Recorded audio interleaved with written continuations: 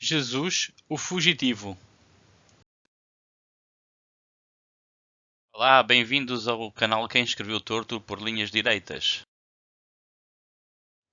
Por volta do ano 80, um desconhecido escreve um texto onde caracteriza um homem chamado Jesus Nazareno, que foi crucificado por ordem de um governador chamado Pilatos. Mais tarde esse texto passaria a ser conhecido por Evangelho de Marcos.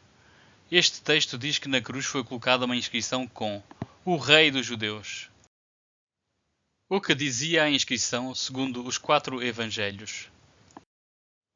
Como já vimos, Marcos diz que a inscrição tinha "O Rei dos Judeus". Mateus diz: "Este é Jesus, o Rei dos Judeus". Lucas diz: "Este é o Rei dos Judeus". Em algumas versões acrescentam em grego, latim e hebraico.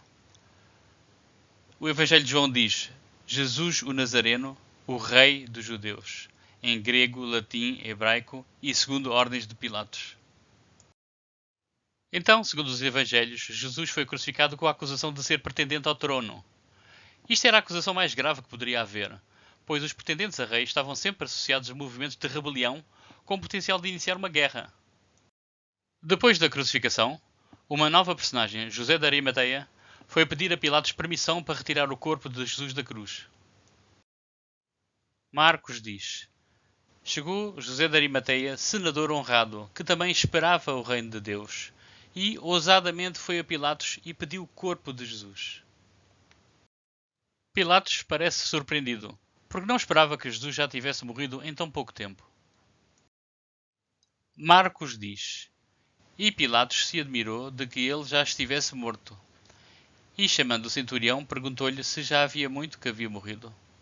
E tendo-se certificado pelo centurião, deu o corpo a José, o qual compraram um lençol fino, e tirando-o da cruz, envolveu-o nele, e o depositou num sepulcro lavrado de uma rocha, e o revolveu uma pedra para a porta do sepulcro".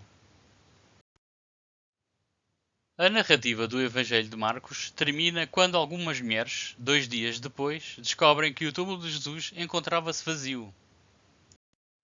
E, segundo os vários evangelhos, espalhou-se a notícia de que Jesus estava vivo. Estranhamente, não ficou nada escrito sobre o que Pilatos fez acerca disto. Porquê? Talvez porque Jesus não foi crucificado.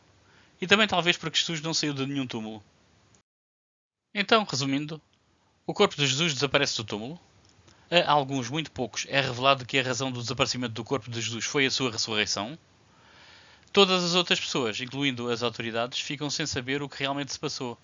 Se Jesus sobreviveu e fugiu do túmulo, se os discípulos roubaram o corpo, etc, etc. Portanto, se Jesus fugiu do túmulo, por exemplo, tendo sobrevivido aos ferimentos da crucificação, as autoridades deveriam querer organizar uma perseguição para caçar Jesus. Se o corpo foi roubado, as autoridades deveriam querer apanhar quem roubou o corpo, sendo os principais suspeitos os discípulos de Jesus. Mas a questão principal é que muitas pessoas começaram a anunciar que viram Jesus vivo. O livro Atos dos Apóstolos é apresentado como uma continuação da narrativa dos Evangelhos. Em particular, entende-se este livro como uma continuação do Evangelho de Lucas. Mas neste livro a questão do túmulo vazio nunca é referida.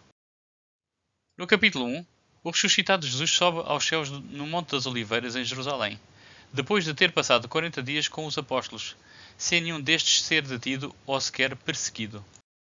No capítulo 2, Pedro faz um discurso perante uma multidão em Jerusalém. Pedro diz que o ressuscitado Jesus é agora rei. Aparentemente Pilatos não acha isso uma posição de rebelião, nem procura o Jesus sobrevivente. Nos capítulos 3 e 4, Pedro cura um coxo e depois é levado ao tribunal judaico com a acusação de ensinar o povo e proclamar a ressurreição dos mortos. Os juízes nunca perguntam sobre o paradeiro de Jesus, nem sobre quem roubou o corpo do túmulo. Aliás, os juízes reconheceram que Pedro esteve com Jesus, e que aparentemente isso seria um ponto a favor de Pedro, porque deixaram-no ir livre. No capítulo 5, mais uma vez Pedro e os apóstolos são presos, desta vez porque os sacerdotes tinham inveja deles, pois os apóstolos tinham muitos admiradores. Nos capítulos 6 e 7, um crente chamado Estevão é preso por blasfémia e julgado em tribunal judaico. Em sua defesa faz um longo discurso onde sintetiza o Antigo Testamento. Não fala nada sobre Jesus.